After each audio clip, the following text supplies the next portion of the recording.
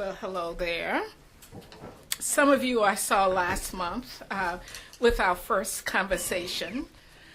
And we're glad to have those of you who were here last month back, and for those of you who are joining us for the first time to have a conversation with two incredible women.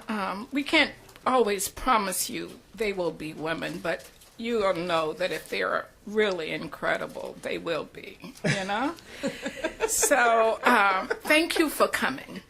My name is Eleanor Hinton Hood, and I'm president and CEO of the Black Women's Health Imperative.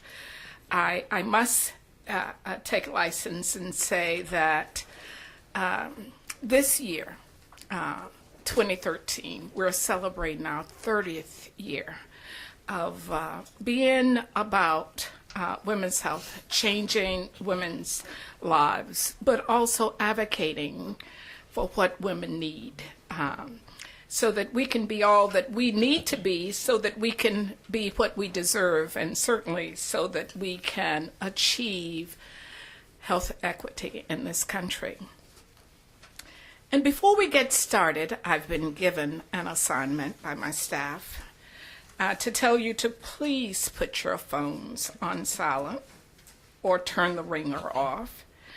And if you are tweeting on Twitter. Thank you. Got it. They didn't say it right. Okay, I mean they didn't put it down. To join our Twitter conversation using hashtag Hyde Hurts at Black Women's Health is the handle. And I hope I said that right. And if I didn't, you can go to the hall and ask them what I should have said. So, why are we here today? It seems to me that one of the things that we are concerned about at the Black Women's Health Imperative is Black women achieving health equity. That I think we've been on this course of health disparities, and I'm most grateful for HHS putting women's health, minority women's health, women of color, and poor women at the forefront over almost 30 years ago. But it's just like last month when we were talking about Roe, and today we're talking about Hyde and Roe and everything else that stands in the way of women getting what they need. That isn't it about time for us to move from the health disparities conversation and talk about what stands in the way and what we need as we move to health equity. And so this is partly why it is an imperative that we begin having these conversations about what stands in the way. But more importantly, I think, how we talk about abortion and how we talk about Black women and abortion. There is something going on. I don't know if it's in the water. I do know that it's in the environment on Capitol Hill at the state level with policymakers and decision makers and somewhat in the pro-choice movement. And I'm so glad that so many of you are here today, so that we can come together and we, hopefully, we can have a consensus, but I certainly hope that we can come together and continue these conversations about how we talk about abortion, how we talk about poor women and women of color, how we talk about women needing abortions as victims, as part of the problem and not part of the solution. Not as active decision makers. I know that we don't ever want to hear that abortion should be normalized, but let me put forth the agenda of normalizing abortion as we normalize essential health benefits, as we normalize sexual health as healthy, as being healthy sexual beings, as we normalize, can we say the C word, condoms? Can we put them in our back pocket? And I know that you've been part of that conversation, should women carry a condom? Well, we could say, should women have an abortion? But is that really the issue here? I think not. And so today, it seems to me that what we want to talk about, and this is not a subversive conversation, but I said to Dorothy and Kierra yesterday as we were just chatting, what is the race question related to this? Have we racialized abortion in any way? And if we have, is there something we can do to turn it around? And I'm hoping that these conversations will begin helping us think through how we talk about poor women, how we talk about women of color and Black women, how we talk about the options. I almost said choice.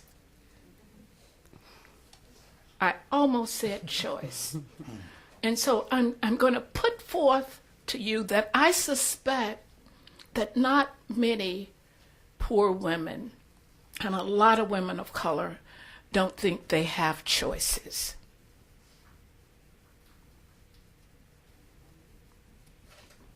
And what we want to do is to make sure they have the options they need so that they can contribute to society, so they can do their jobs, so they can be part of the solution and join us in these kinds of conversations. And so, I'd like to thank you again for being here with us, and I'm just too pleased to have two of my very favorite people here with us. Their bios are in your packet, but I'm proud to say that I consider these two women, two Black women, women of courage, women of substance, women who are paving the way, women I respect and admire for who they are, what they do, how they think. And whenever I need an opportunity to be challenged, I often will call on, if not both, certainly Kierra, who challenges me in every way. And so let me say, I'm going to ask you, I'd like to get to the conversation, and I'm going to ask you to look at their bios. But I will say to you that Dorothy Roberts, the esteemed intellectual scholar Dorothy Roberts, is chair of the Black Women's Health Imperatives Board. And that says an awful lot. She considers, as well as we, that this is one of her most esteemed positions. I'm teasing her. I do. And then, of course, I'll turn to and say that our wonderful leader, Kierra Johnson, is a friend, and she is an incredible woman, a loving mother. I love, yesterday her son came in and proclaimed, "Hello, Mommy, thank you for picking me up." I mean, hello. I mean, that's how you do it. But Kierra is leading this movement among young people, and we can only appreciate her for being in the forefront and leading the way. And so let's talk about our topic. Does Hyde matter to Black women? Obviously, this is the year, the 40th year, the 40th anniversary year of Roe. And that should be a lot to celebrate. Would you not think so? And we do. But there is something going on in the water on Capitol Hill in the state legislators that puts a damper on our celebrations here.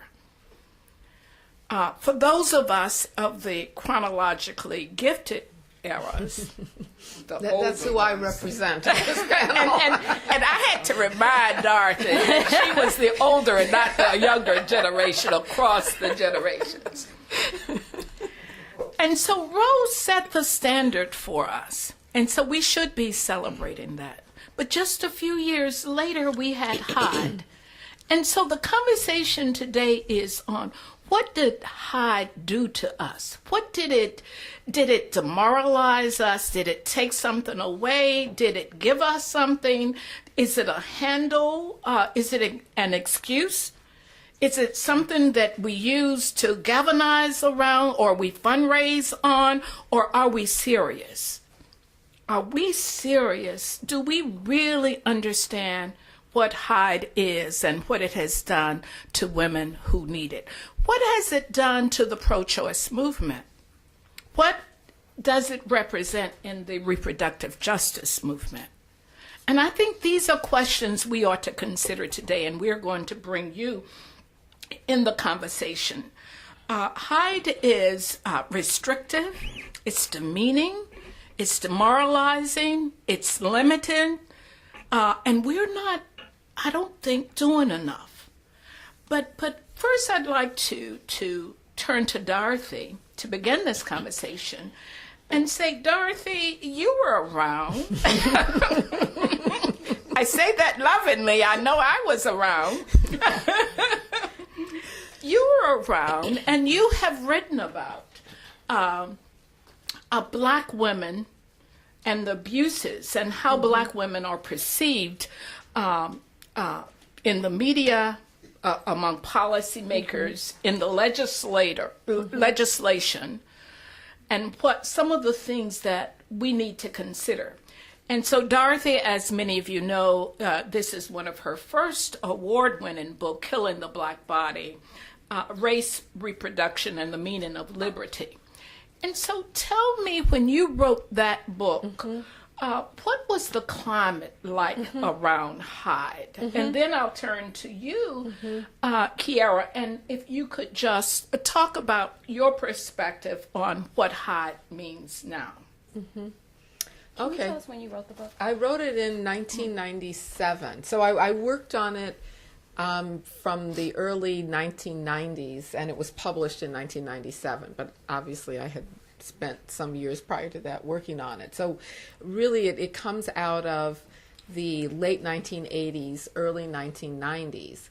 And the main impetus for my writing the book was not abortion. It was the prosecutions of Black women who had substance abuse problems during pregnancy and were being thrown into prisons around the country and on charges of distribution of drugs to a minor and fetal abuse and that kind of thing. And I noted that this crime was a crime that was primarily being targeted at Black women, and who were the vast majority of the women being prosecuted.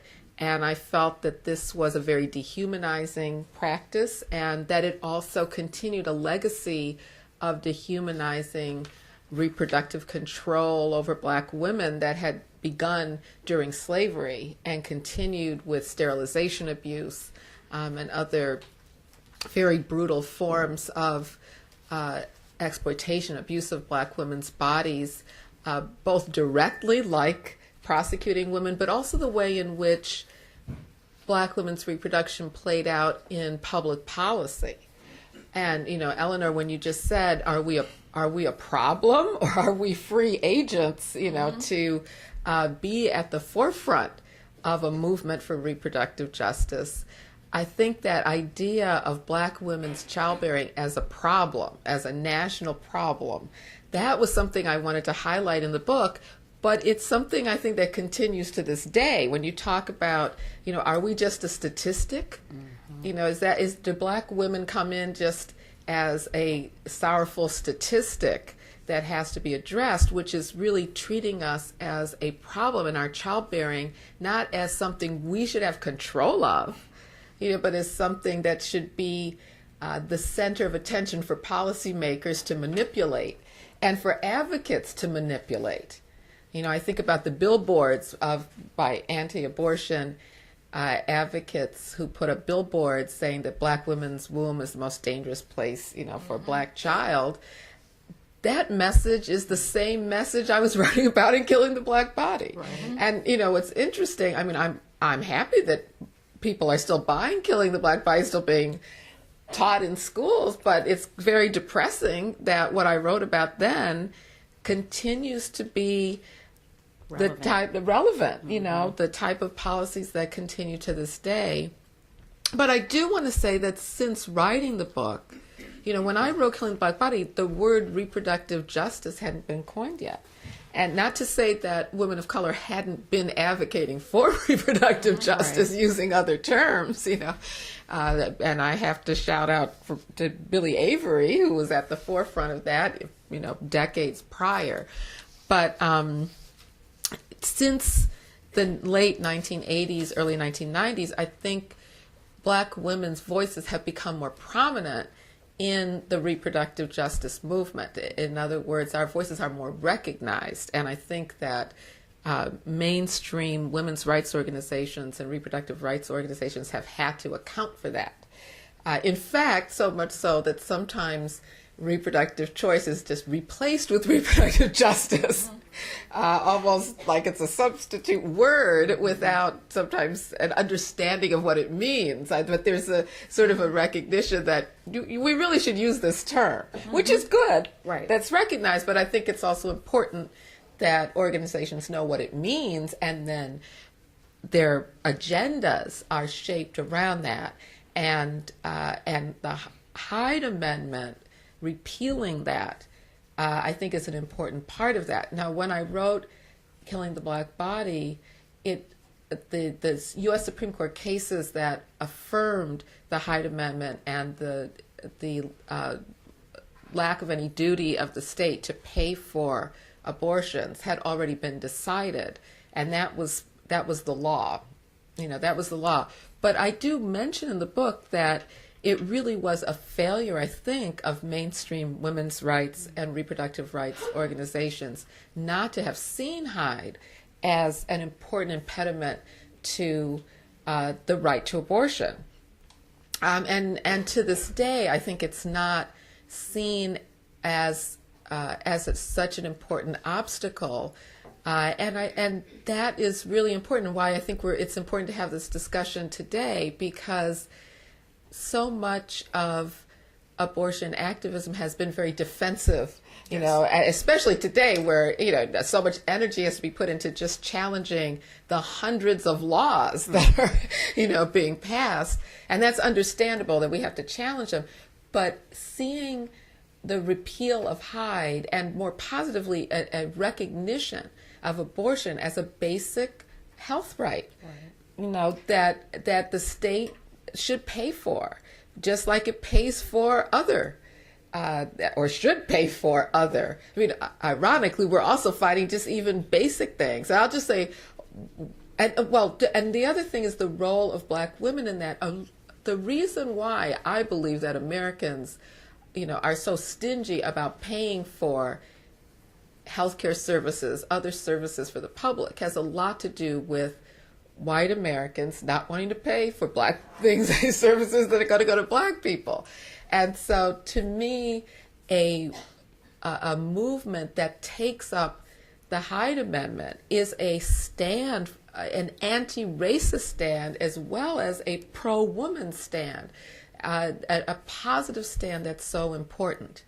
And just finally, I also want to say that going back even before Killing the Black Body, when I went to college in 1973, that was the year I entered college, and I could not have imagined the obstacles to access to basic health services like contraception that women today are facing.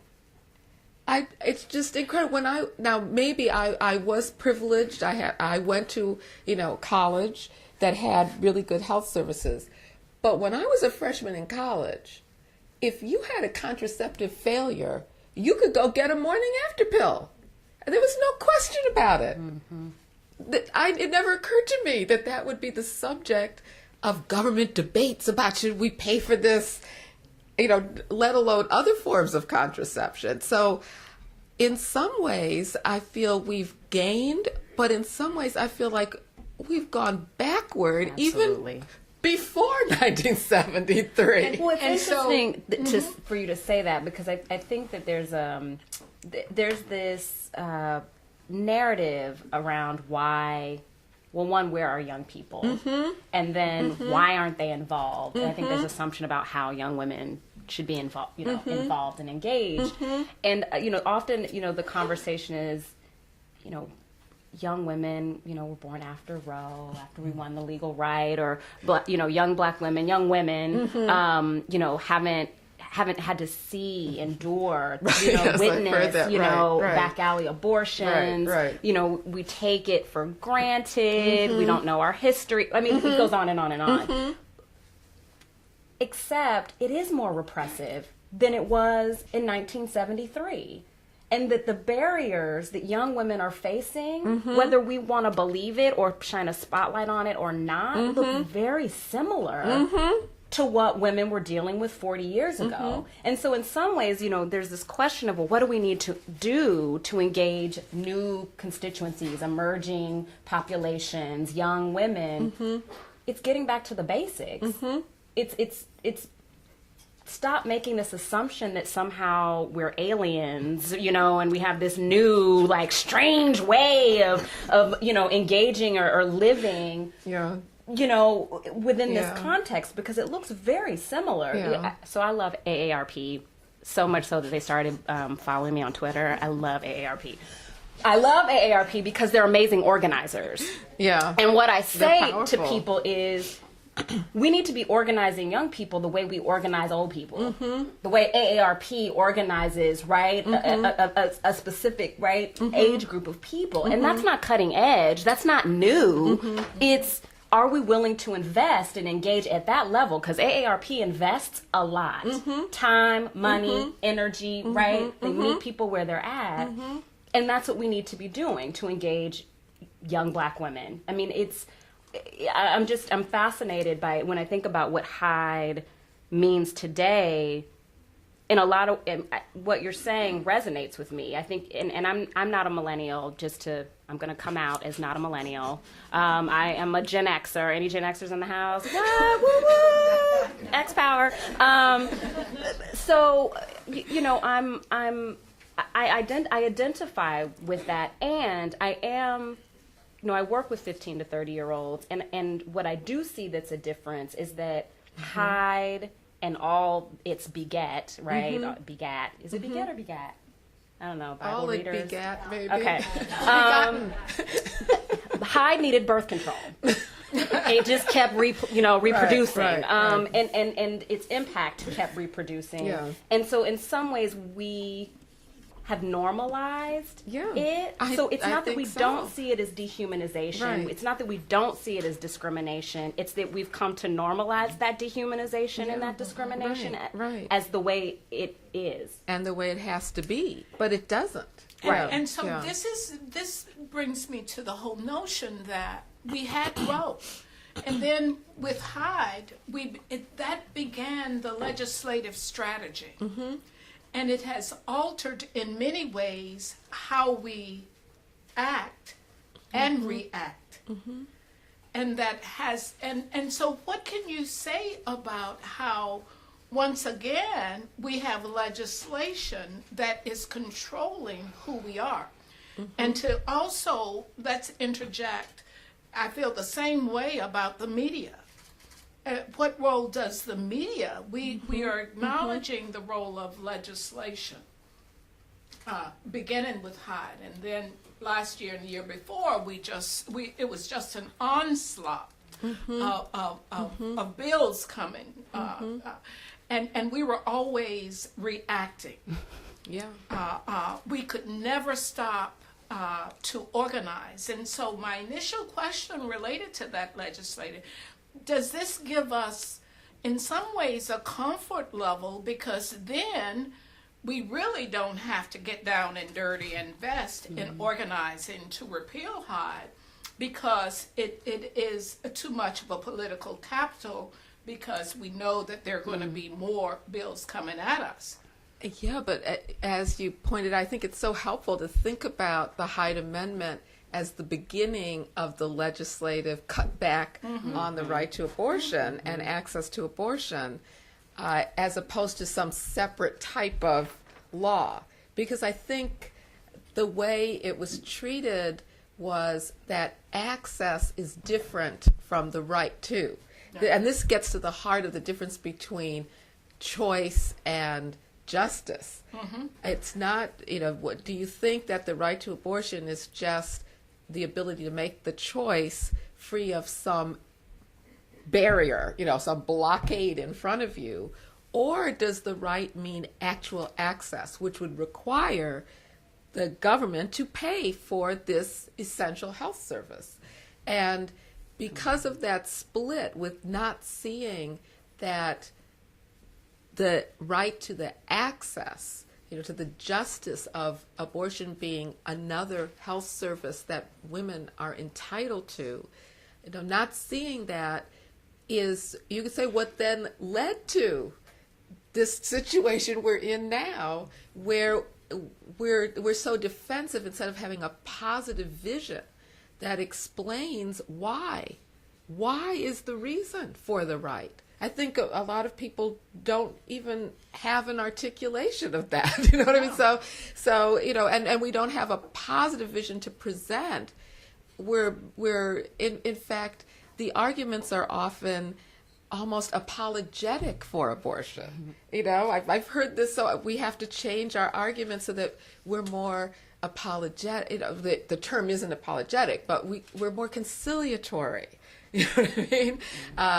Or we have more of a limited access. No, I think we would have a much more powerful movement and be in a different position if we had a more positive vision of how the right to abortion fits into a broader social justice movement. And that brings us to the whole notion then of what does reproductive justice mean when we consider abortion and choice. And Kierra, one of the things that I'm sure you've noticed as the movement of pro-choice organizations to embracing reproductive justice, using both terms, reproductive justice and choice. And I'm wondering, what are your thoughts on that? What can we say about that in terms of, as it relates to Hyde? And from my perspective, that if abortion is incorporated into reproductive justice, and women of color led the movement for the use of the term reproductive justice, and then we have tried to translate what reproductive justice means and how it is different from the pro-choice agenda. Then if pro-choice organizations are beginning to use reproductive justice, what do you think that means for those of us who embrace reproductive justice as a defined agenda? Well, I agree with Dorothy in that I think the adoption of the term reproductive justice, whether people are living it or not, is a success, because that means there's some pressure, there's a push that it's a term that has to be dealt with, talked about, addressed in some way, that this concept has begun to take up more space than I think many people ever thought it would. Coming from an organization called Choice USA, that considers itself a reproductive justice organization, I think that's a great question for me to answer. I don't think... There's a lot of conversation about language and communication and messages and frames, and all of that is important. And I don't think that a label change is going to change anything, right? So if you're doing work on Tuesday and you're a pro-choice ... and it's the same work on Thursday, and you're now reproductive justice, ... people are going to catch on, right? Like, people are like, yeah, no, something in this picture doesn't belong, right? One of these things people are doing is something. That's if you have a little kid. That is, Some people here wouldn't get that. Except Peter's not watching that. That's just all me. So there's that piece of it, and I think it's, how do we do the work?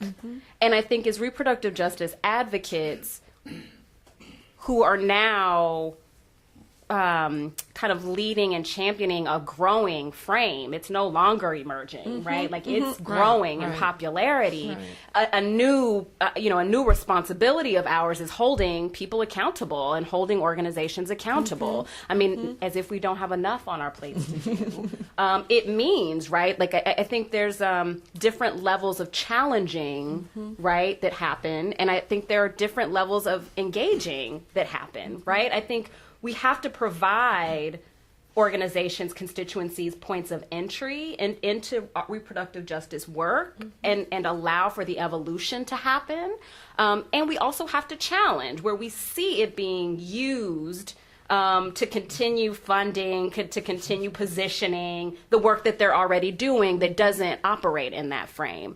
You talked a little bit earlier about kind of what has the legislative agenda kind of changed? Like, what has that done to the work? And I think being so focused about legislation and the evolution to a more professionalized movement has meant a real focus on Capitol Hill and the quantifiable number of policies we can pass or defeat. Right? Like, that's like the number one benchmark. Or are we successful or are we not? Right? And is that important to measure? Like, are those indicators? Absolutely, right? Yeah. But in that professionalization, in that legislative focus, we prioritize, there's this focus on evaluation and tracking and metrics, but we prioritize and value more highly some data than others, right? So how many people voted in the 2008 election? That is valued highly if your organization can articulate high numbers. What is less highly valued is how many of those people that voted were engaged in state and national issue campaigns between that presidential election and the next presidential election. That's a lot of work to engage a voter in one election to actually be active in issue work, in issue campaigns between presidentials. How many people are in your database? It's a highly valued, number, right? 100,000, 200,000. What's less valued is how many of those people are engaged beyond a fundraising ask, a newsletter, and an action alert. Yeah. How many of those people have been engaged as new messengers? How many of those people have been brought in to do the strategy? How many of those people help define what the next action we're going to be? So I think it's, yes, it's got to be a yes and. Yes, the legislative goals. Yes, kind of the Hill strategy is important.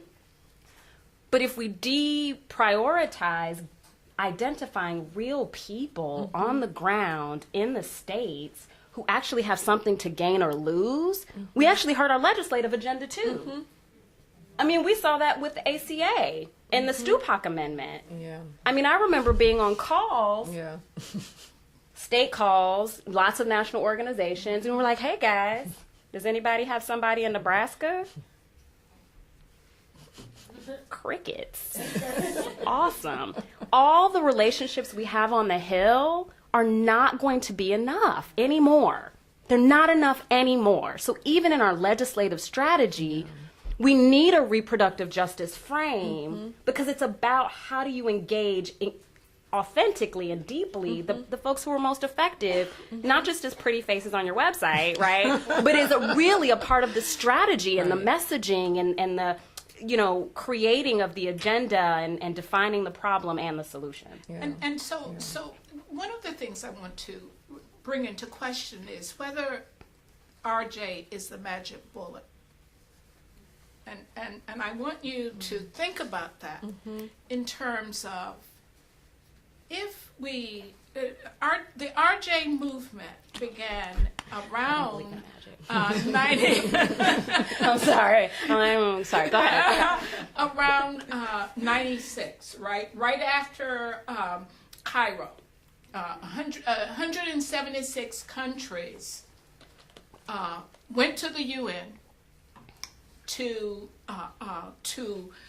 talk about, to debate a woman's right to control her fertility. And then we went to Cairo and brought everything together, and we came out with the Cairo agenda that was reaffirmed, right, in Beijing. We went there too. Yeah. A woman's right to affirm, to control, and make decisions about her fertility. And yet here we are today still talking about this. And so 2 years after, when I talked about this last month, 2 years after the UN debate about this, the Cairo Doctrine, we developed, women of color came together and said it's not enough because the United States was not as forthright, and I know that I was a delegate, all right? So women of color came together and said we need a reproductive justice movement, because then we need to consider not only a woman's right to control her fertility, but we need to give women the ability to live a certain way, to play a certain way, to love a certain way, to work under certain conditions, to parent if she wants to conceive with whomever she wants to. There are other things, this broad reproductive agenda. Work matters, place matters, what you earn matters, etc. Now, it seems to me that this began in about 96. And so, has that made a difference? Don't smile at me that way, because I think we're going to I'm avoiding to eye deal with contact. this. Has that made a difference? And I believe that the context is important, and the agenda is important. And I'm trying to make sure that we can understand that if we can do something with Hyde, then we can focus on the fact that the median income for black women is about $26,000. The median, that is, right there halfway. The median income for black women is about $26,000. Almost 15% are uninsured. Even more live below the poverty line. Even more live in unsafe housing. And less are homeless. When are we going to begin talking about their wages? Sick leave. Many of us employ women and don't give sick leave. So that broader RJ agenda has to be integrated into the pro-choice movement. If we believe that if RJ is not the magic bullet, then can it be an agenda that affirms what women need? Well, I think what it is that the full meaning of RJ hasn't really been integrated into any movement in terms of the actual agenda and organizing and then the impact of that.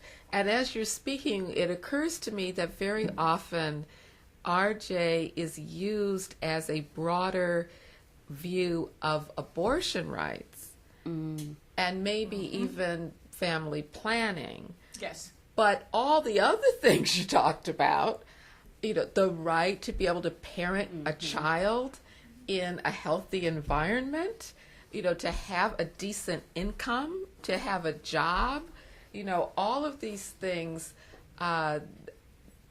that's the bigger picture. RJ was about integrating women's ability to control their fertility into a broader social justice movement.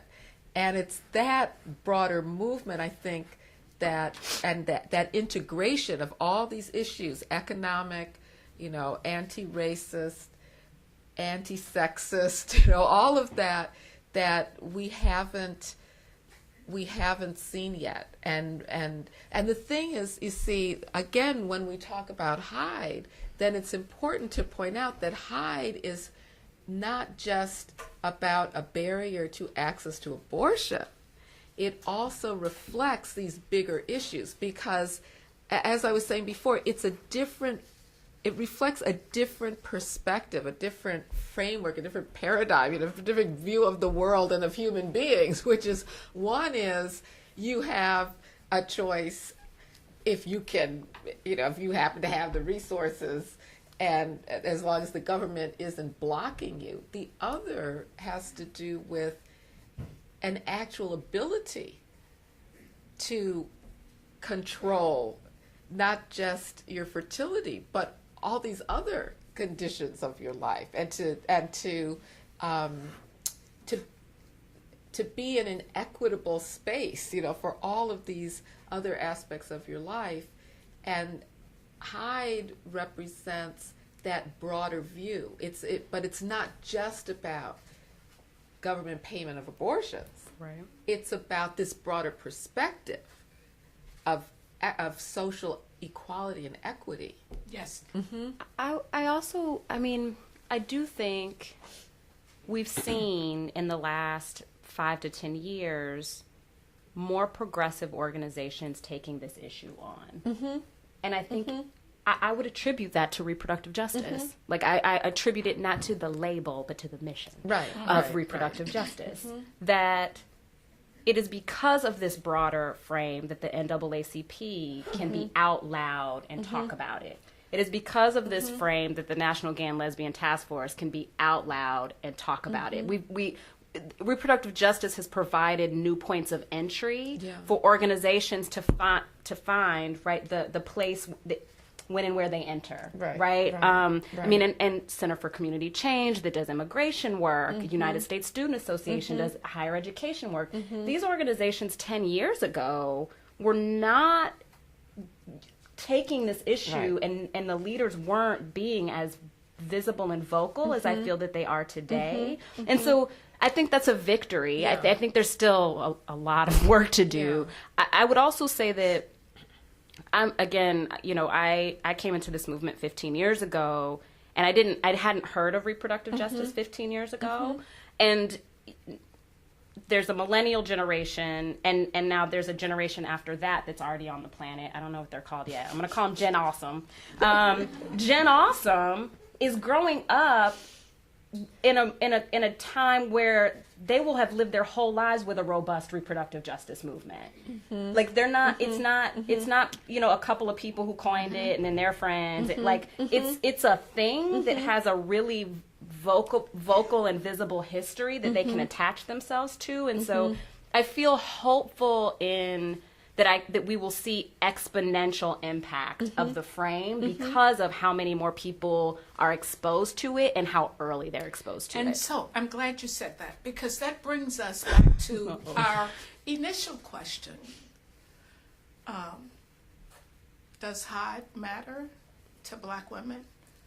And what can Black women, and this is not limited, I'm not addressing this question just to Black women. What can Black women do? What can we do to support more Black women being involved in helping to move the agenda broadly, in helping to address fair wages or the need for sick leave or I think that, and I agree with you, both of you, it is that it still brings us back to, don't we need more community women and the Gen Awesomes and the millennials and certainly more Xers at the table, moving this agenda, this RJ agenda, differently. You know, it's a platform, it's a framework, it is an agenda that I'm clear about. But how do we institutionalize it and operationalize it in a way that I don't have to talk about 10% of black women in DC, get an abortion at least twice every 3 years. I mean, where does that get us? Yeah. And so I think, if you don't mind, I think this is a good time to open it up so that we can have questions from the audience. My job is to just put questions out there, and hopefully there is a little gem of it that you can take on or want to respond to or have thoughts on or comment.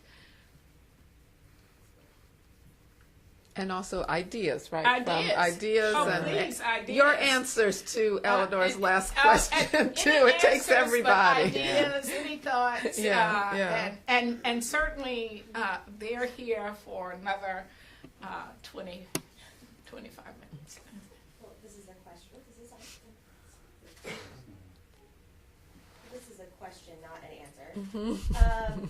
But so I work for NARAL Pro-Choice Virginia. So what we're dealing with right now is a abortion coverage ban in terms of coverage ban in the ACA, and that reminded me what you're talking about, Kierra, in that Hyde has reproduced and has now normalized itself so that this is a conversation that we're even having. And we're having a hard enough time getting people to get fired up, legislators, but also just kind of the general public fired up about bans on private insurance coverage for abortion. So it's so frustrating, and it's kind of, in some states maybe we're farther along where we can be talking about trying to go at Hyde, but I guess how do we move from this part where we're having to be defensive about private insurance coverage for abortion and try to move towards being able to be offensive about Hyde?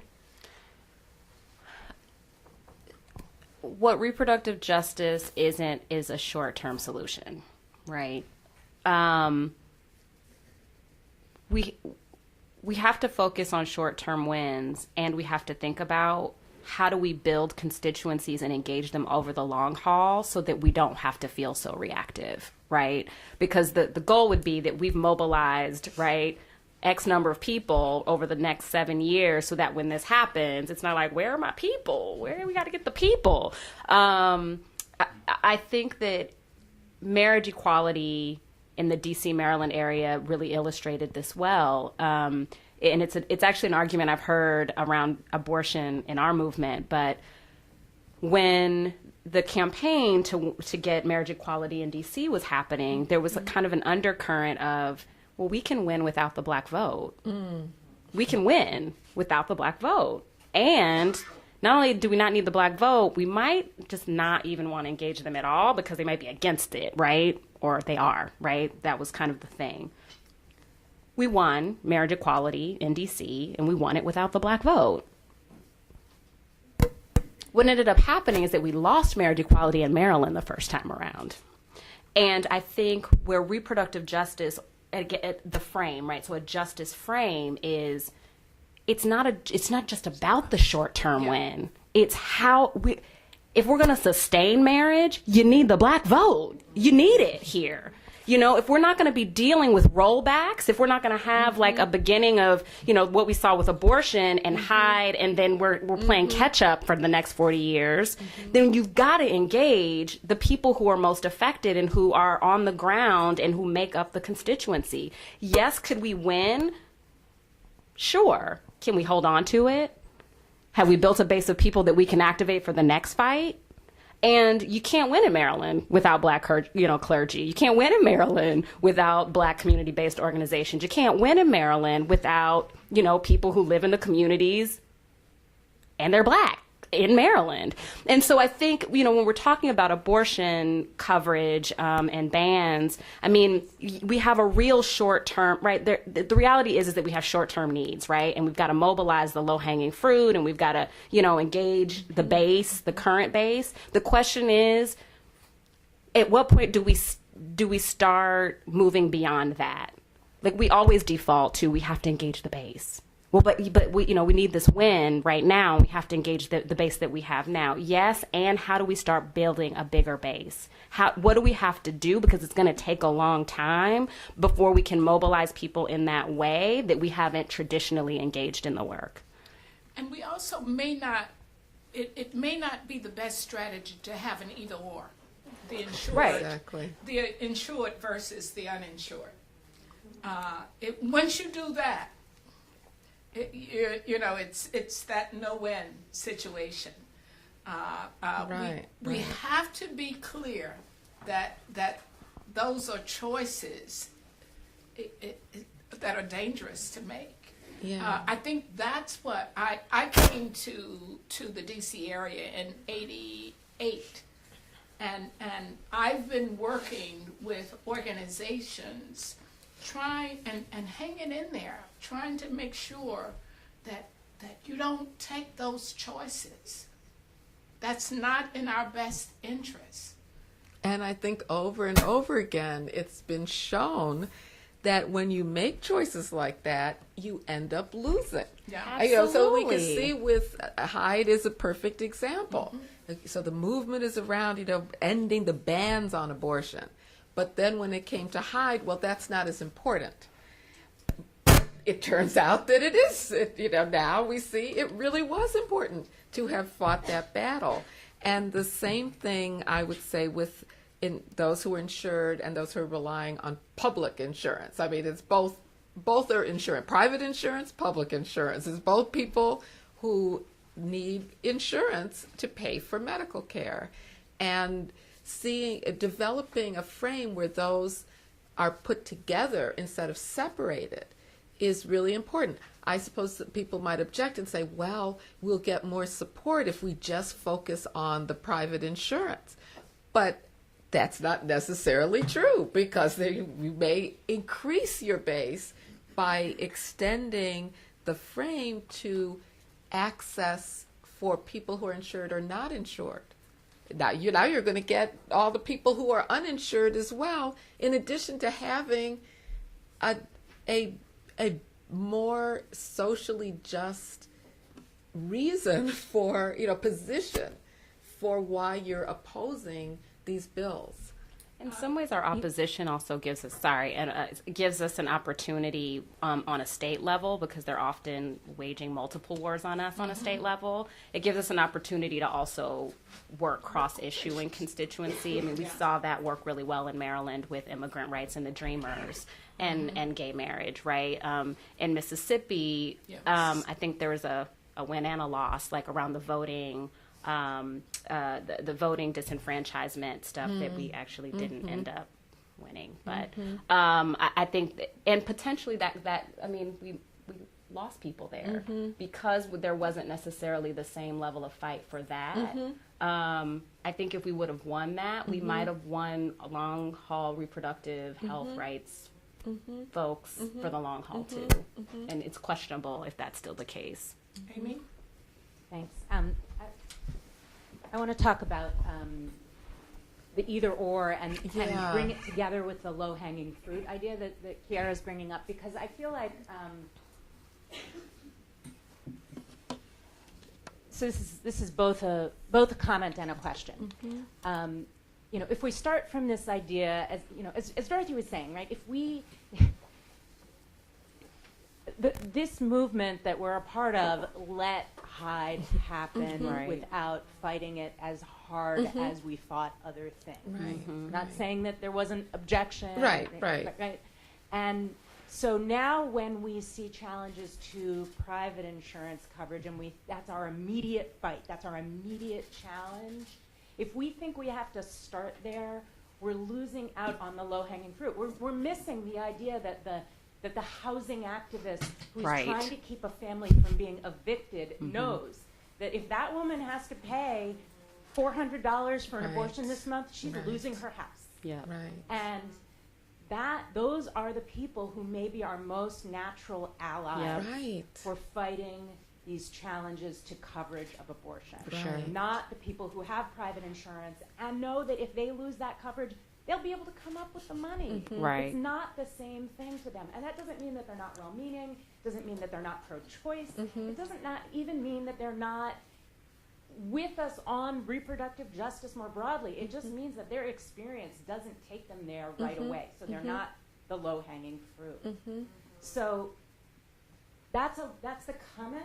Yeah. The question is, if we're going to, in an authentic way, engage across sectors like that, and we're all from, or many of us, from really under-resourced organizations, what does that mean when that housing activist says, yeah, and I need you on my fight too? Right. I mean, I think that, so I don't think every organization can be everything and do everything, right? I made this joke last year where I was talking to environmentalists and I was like, what's the connection between polar bears and condoms? And it was like, oh my God, there's a connection between polar bears and condoms. I'm like, no, there isn't. There's no connection between polar bears and condoms. And my point is that you don't have to become a reproductive justice expert as an environmentalist. You just have to find where the things intersect, right? You got to find the piece that makes the most sense for your campaign, right? Where you can broaden it, this much, right? So that you're making the explicit and specific connection, because I think that, it's the only time it actually works. Is that when we get that specific, where, we can't, no, we can't do it all, but where, and I've seen that happen really beautifully within immigrant rights work too, kind of bringing, it's like, no, are immigrant rights people now sexual and reproductive health experts? No, but many of them now can tell you the very specific impact immigration reform can have on improving the quality of life and healthcare for women who immigrate here. And it's those connections then that lead to this broader social justice movement that RJ is really all about in very concrete ways. That's what it takes. It's not, it can't just be, intellectual. It has to be on the ground, actual engagements like that. And that's what it takes to do it. I think that was a perfect example of expanding what, how we're thinking about RJ to this bigger meaning. And did you have a question? My question Heidi. is to Kierra, yes, because I'm concerned about Generation Awesome as well. I think that oftentimes when the specific connection is made, the historical context often gets lost, and particularly when we see the resurgence of old laws, or bad bills, or bad science, or things that historically we think are sort of dead and buried. What responsibility do you see the movement having to make sure that the future generations get the specific context but have the historical piece as well? I think, not to oversimplify the answer, but I think part of it is to stop with the complete obsession with millennials. The oldest millennial is 30 years old, and people are just getting it. Right. They're like, the young people, it's like, she's 30. And people are just getting, there's this, hey, we got to be paying attention to new people coming into the work, emerging people. So Generation Awesome, right, they're preteens right now, and our movement doesn't talk about them hardly at all, unless they're very specific, you've got your sex et ceteras, your adolescent health providers, those folks, right? But not as a movement of agents for change, right? And how we engage them in politicizing the issues, what that means to get to them now. So I think part of it is we have to start thinking we consistently have to be thinking about emerging populations overall.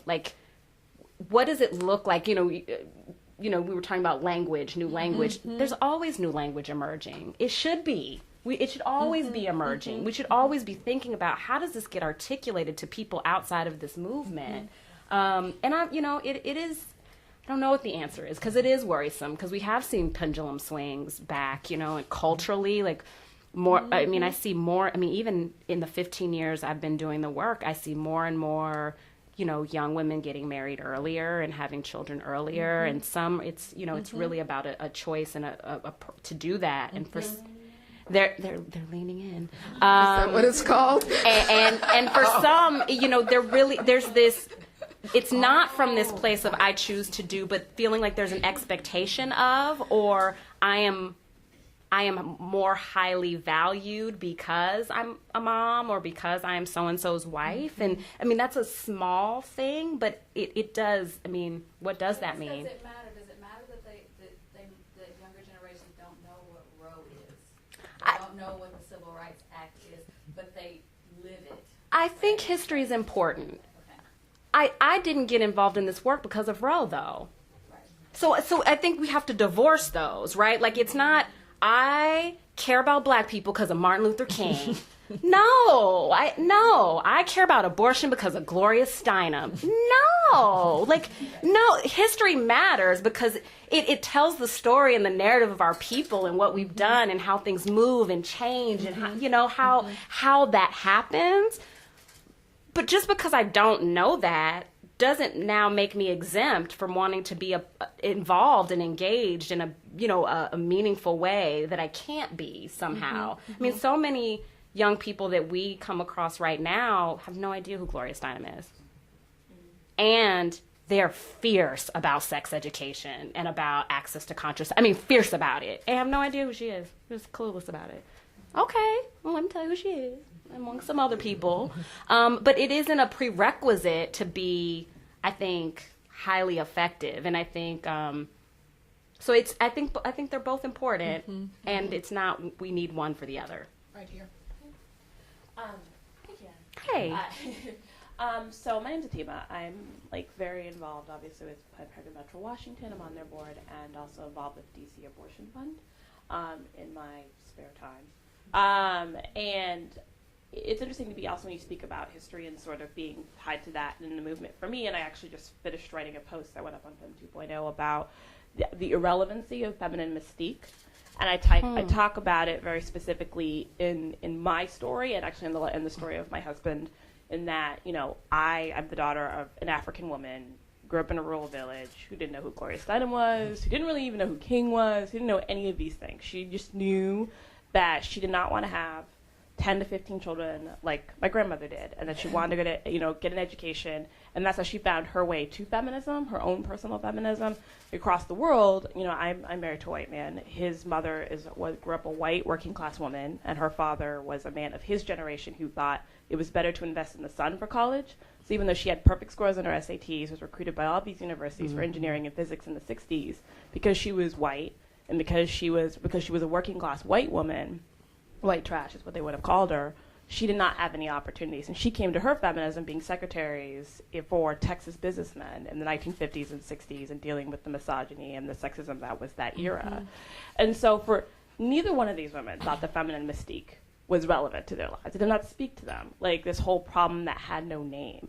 You know, and so I came to my feminism, and I was fierce about reproductive justice and activism because of my right to my own autonomy and determining my rights and determining when I was going to have children, if I was going to be married, who my partner was going to be. And my husband came into it very similarly as a man, because he was just sort of like, you know, my grandmother got divorced, and everybody insisted because she was still young, she needed to get remarried. She's like, I'm going to live my life. I'm going to go to dance halls. I'm going to sleep with men. She was in the 40s, you know, and she was just like, she was a Texas feminist before there was ever such a thing, right? And so it's just very interesting, and how I was very inspired by that to say look, feminine mystique, I recognize it for what it did. It launched a modern American women's rights movement, but it's relevant in my life. But I understand that it also empowered me, by that sort of way that her book started, to be able to be part of a larger movement and have my story be relevant in this larger movement. That being said, so going back to my first question, I sort of do a lot of work with community of color organizations, so like NAACP and Urban League. And sort of when you have these discussions, and we've had them, when we talk about abortion funds and women's rights activism, about how we could sort of do partnership work. And at least with the local affiliates, there is this sort of, well, we're trying to, be concerned about putting food on the table. And I'm like, but you don't get it. If, like, the woman has another pregnancy that she can't afford, then she can't put food on the table. And so it's like a lot of our African-American men don't quite get it, and I don't know how. It's probably less so in the younger generation, but I'm just trying to figure out how to sort of make that connection, because there's quite a lot of people of color leaders who don't quite get the connection. There's a lot of activists who advocate just specifically for the poor across races who don't quite get that connection. And I'm just wondering how, through your work, how you might inform that. Before you answer, let me just point out that the Black Women's Health Imperative was part of a group of organizations, women's health organizations, women of color organizations that sponsored under a Ford Foundation grant a poll of over 1,000 who were polled. And overwhelmingly, this poll indicates, and you can go to our website, www.blackwomenshealth.org, and look for some of the findings of this poll, but overwhelmingly said that almost 90% African Americans not only support abortion, but also support publicly funded abortion. Now that blew us away. And so part of the job that we now have to do, we just came out with that poll about a month ago, 6 weeks ago, is to make sure that we get that out into the community, that we began holding conversations and briefings on the findings of that poll. And this is men and women. This is those who are religious, and those others who say they go to church, and then there are those others. And so some of it we have to break down. I know that there are institutions, community of color institutions, who hold on to what their own personal beliefs are, but we have to break down and show the evidence. And we need to begin talking about how to do that. I think, too, in that research, and I could be mistaken, I think younger men polled more pro-choice than the young women did, didn't they? This was not that poll. There was another one? I was like, what? That is true. That was the one that focused primarily on young adults. It was really exciting to see, and I think for me that's where I think the history becomes even more important, where it's less about icons and more like. I remember I had a conversation with my dad, and this was like 2 years after I started at Choice USA, and my dad is 77. He was a little younger then, and he said, I just don't understand why anyone would feel the need to tell a woman what to do with her body. I just don't get it. And I was like, I love you so much right now. I don't even know what to do with you right now. But I never heard that growing up. I didn't know. My parents didn't talk about it. And I think it's interesting because we do have the cultural thing of you keep your business in the family, right? Like you don't put everything out on Front Street. And I value that too. I like keeping my things clean. And in some ways, we can't help but acknowledge how that's impacted, right, us and the generations, since Roe, because we didn't hear about our grandmother's abortions, and I didn't hear about my mom's friends who were on the hunt for, contraceptives because they were being, they were out like having sex and not having babies and whatever, right? Like I didn't, it's like we think we're so cutting edge, it's like, no, hookup culture is really old. It's not new to us, right? But it's talked about like sleep, it's new. And then to talk a little bit about the cross-issue stuff, to let Black people and Black men and men off the hook a little bit. I think the cross-issue work for organizations is really difficult. It's a real culture change. And that's us, right, within reproductive health and rights. It's, constituency-specific groups. It's state groups. Like, everyone's got, like, this much money. Yeah. And they're like, and you want me to do more? Yeah.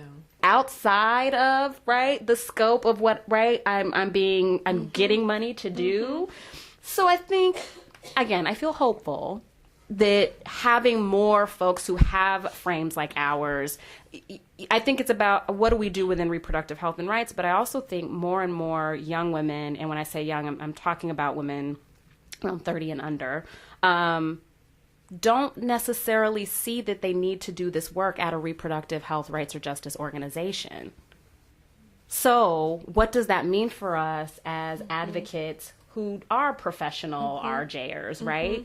What are we doing to help strengthen the capacity of women who want to do this, carry this flag in immigrant rights work, who want to carry this flag in housing, who want to carry this flag, in civil rights work or whatever it is that they're doing, I think, because sometimes we have to make the new point of entry to help folks along. Absolutely, and there's no doubt about that. We had a briefing here last summer, early summer, of social justice organizations, briefing them on the poll that you're talking about.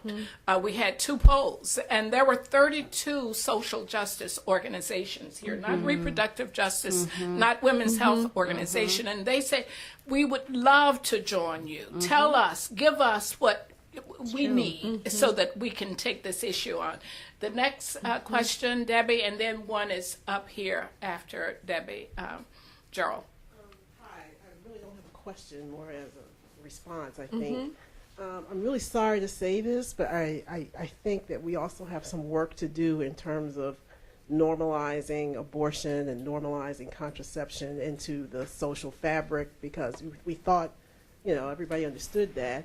But as we've seen from all this progeny from Hyde and also progeny and blowback from a young woman from Georgetown who tried to testify on the Hill about contraception, that's not the case. And I think that if we start infusing language into the social fabric, that abortion and contraception, again, we've had the conversation before, but infusing it back into the social fabric, that this is normal for women in our reproductive lives, the spectrum should be there and available for all women, that could probably help us instead of hurting us. And I think the second thing, in terms of trying to get people connected to Hyde, we know it was a missed opportunity not to attack Hyde when it first, attack it more vigorously when it first showed up.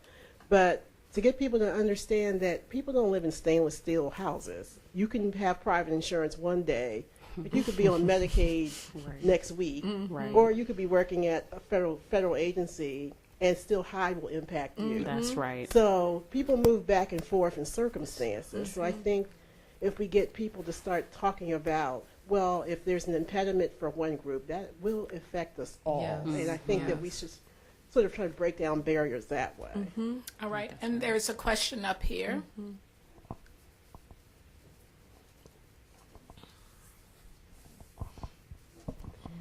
Thanks for the opportunity. I'm interested in the perspective of kind of across the generations that we've been talking about, the perspective of the Black church on sexuality, in particular women's sexuality, and how that impacts sort of kind of other aspects of African American community life.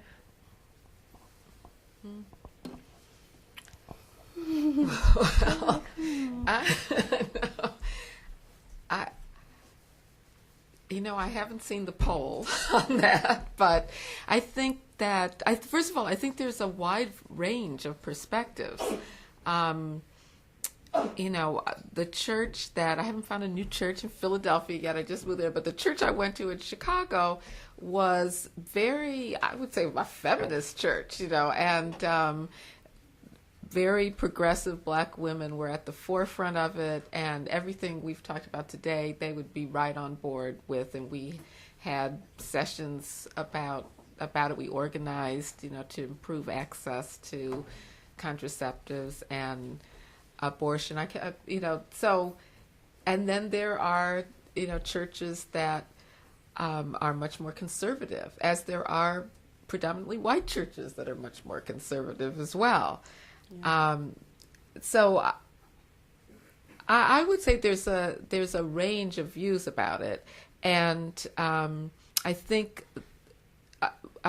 though that perhaps the church, the church's plural views are particularly important on this issue partly because Black women I have seen polls on this, do tend to be more religious, right? And I see some hands, right? And so it may be that the view of church leaders is more influential, but I don't think those views are uniform, and I don't think that they're necessarily more of an impediment than churches of from other faiths as well.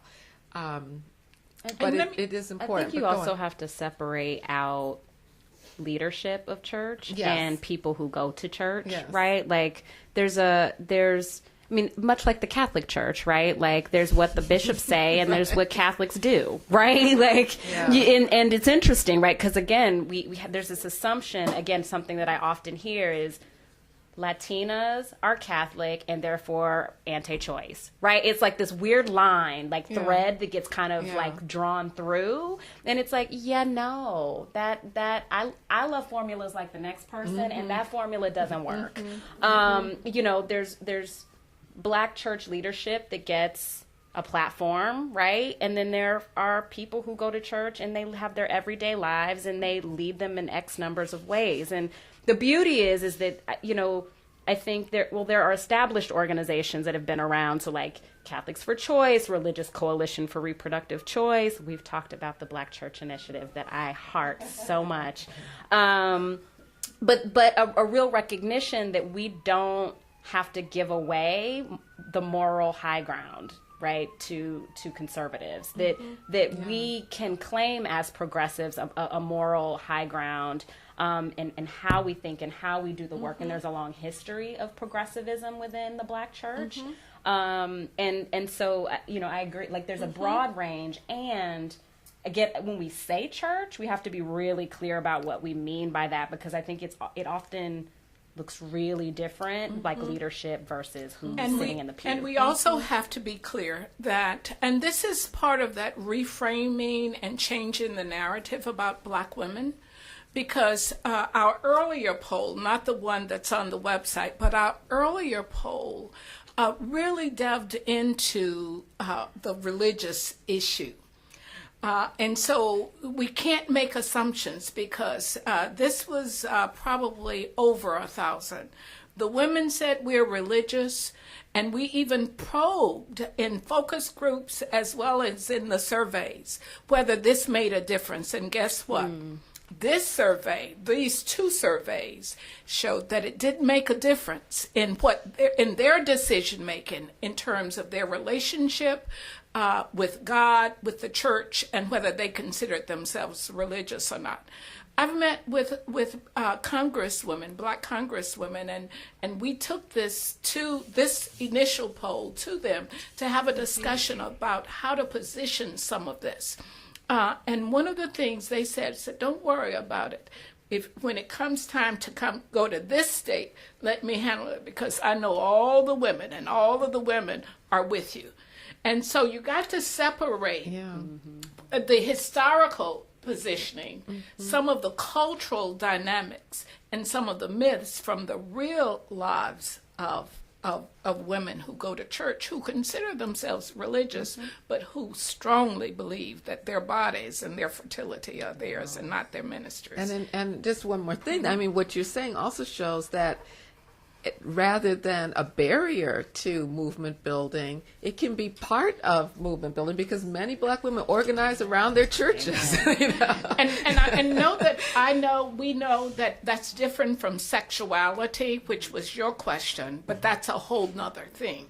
We haven't done as much around sexuality, but neither has other institutions or families. Hi, okay. I don't know if you can hear me, but I'm Angela from the Religious Coalition for Reproductive Choice. Oh, there we go. Everything that you said was absolutely on point. We organize our churches the same way we organize our secular partners. And there's like a real fear, not just of church, but of black church. The black church is a scary place. And we are actually, and I know there's lots of cultural things that go along with that, so we get it. But we are actually working on a project now in Mississippi. And you wouldn't believe, when we say we're coming to Mississippi to talk about sexual health and rights and abortion, they are flocking to meet with us, especially in the rural areas where they don't have this access. So I think you mentioned it also. It's like you have to go that church lady too.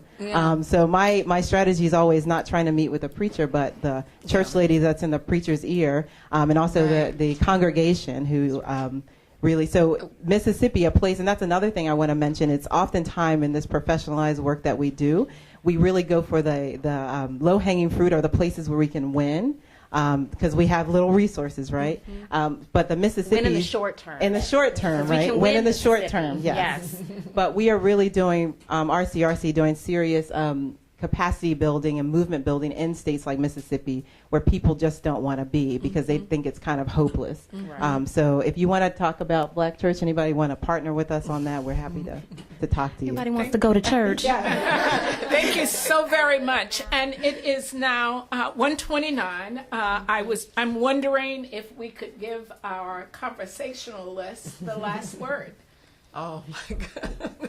And The two last words. word. I'll give words. you 2 words. Oh, wow. The answer to the question is yes.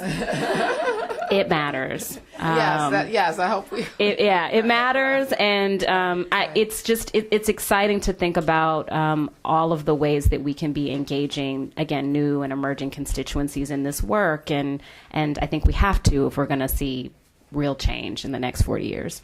Yeah, and I'm just very hopeful from this conversation. I think there were many, many positive answers or what will lead to answers coming out of it. And I thank you, Eleanor, for taking us from, that dismal, we're a statistic, to the conversation we had that was way beyond that. So I'm very hopeful. All right, and thank all of you for coming and joining us in this conversation. It is our pleasure to be here. Join us on our website to keep informed about what we're doing and how we really plan to take charge of this movement as part of this chronologically gifted generation. I'm tired. It's time that we move beyond. We move beyond Hyde, move beyond Roe, and move beyond and change the narrative as we're talking about. And if you're having events, make sure you call us and let us know how we can help you help us bring about health equity and justice for all women. My staff is telling me that, will you please, some of you may not have gotten the email, and so I made some calls and said, please help. We're having a few little problems that we hope to have solved with our email system, but please fill this out. It seems, well, that isn't it. Is it in the, okay. The last one, okay. Next time we'll make it the first one. And so we need to know that you want to opt in, because if you don't opt in, then they will opt us out. You're going to miss the bus. Well, you're going to miss the bus. Thank you for coming. And I think we're having another conversation in April. I haven't confirmed the speakers, but I'm excited once again about the prospective ones. And I look forward to hearing from you and seeing you again. Bye-bye.